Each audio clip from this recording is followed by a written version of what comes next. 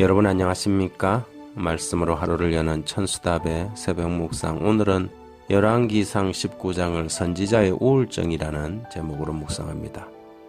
열왕기상 18장과 19장 두 장에서의 선지자 엘리야의 모습은 급격한 대조를 이루고 있습니다. 의기충천한 18장과는 달리 19장의 선지자는 차라리 죽는 게 낫겠다고 말하며 깊은 우울 모드에 돌입하지요. 영적인 인물들도 이런 감정적 위기와 변화를 겪습니다. 그리스도인들도 마찬가지로 때로는 어떤 시련과 위기가 와도 능히 이겨낼 것 같지만 때로는 작은 소문 하나에도 패배자처럼 마음의 혼란을 겪으며 나자빠집니다. 그러면 무엇이 사람을 이렇게 급격한 감정의 변화와 패배의식으로 몰고 간 것일까요? 19장 1절 이하에 보면 아합이 엘리야가 행한 모든 일과 그가 어떻게 모든 선지자를 칼로 죽였는지를 이스벨에게 말하니 이스벨이 사신을 엘리야에게 보내어 이르되 내가 내일 이맘때에 반드시 네 생명을 저 사람들 중 한 사람의 생명 같게 하리라. 그렇지 아니하면 신들이 내게 벌 위에 벌을 내림이 마땅하니라 한지라. 그가 이 형편을 보고 일어나 자기의 생명을 위하여 도망하여 유다에 속한 브엘세바에 이르러 자기의 사환을 그곳에 머물게 하고 자기 자신은 광야로 들어가 하룻길쯤 가서 한 로뎀나무 아래에 앉아서 자기가 죽기를 원하여 이르되 여호와여 넉넉하오니 지금 내 생명을 거두시옵소서. 나는 내 조상들보다 낫지 못하나이다 하고 기근에 대한 책임을 엘리야에게 돌리며 그를 언제든지 잡아 죽이려는 아합과 바알과 아세라 제사장들과 백성들 앞에서도 꿈쩍도 하지 않았던 엘리야가 살겠다고 주랭랑을 치고 결국에 가서는 죽는 게 낫겠다는 생각에 이른 것은 이세벨의 공갈 협박 때문이었습니다. 서설 시플한 아합의 칼날 앞에서도 눈 하나 깜짝하지 않던 그가 이스라엘 들어가는 곳까지 하나님의 능력으로 마차를 앞서서 달리던 엘리야가 한 여인의 날카로운 협박에 겁이 나서 주랭랑을 치고 하나님께 죽여달라고 애원하는 모습은 매우 애처롭기 짝이 없었습니다. 이렇게 신속하게 그의 감정의 변화가 일어난 것은 그가 이 형편을 보고라는 이 성경 구절에서 시작됩니다.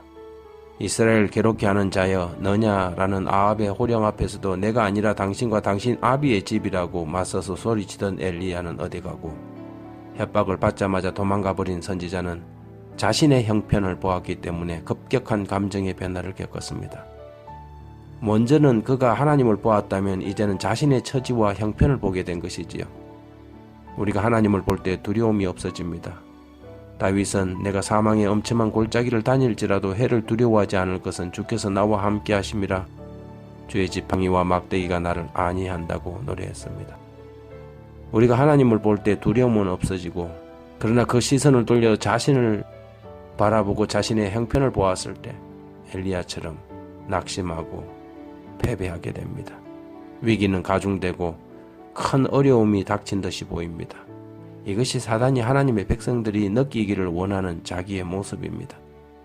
사단은 사람들의 감정을 자극하고 과장해서 더 불행하고 더 두렵게 느끼도록 부채질하지요. 마치 자신이 더 이상 빠져나올 수 없는 늪에 빠져 희망이 없다고 생각하게 만들고 당황하여 주변에 큰 도움의 손길이 있음에도 눈은 어두워지고 위기만 보게 됩니다. 엘리야는 깊은 우울증에 빠졌습니다.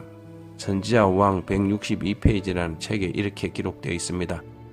모든 사람의 경험 가운데는 통렬한 실망과 철저한 낙담의 때 곧 슬픈 운명에 처하여 하나님께서 여전히 이 세상에 태어난 당신의 자녀들을 보호하신다는 사실을 믿기 어려운 날들, 고통이 영혼을 괴롭혀 마침내 죽는 것이 사는 것보다 나은 것처럼 보이는 날들이 이르러 온다.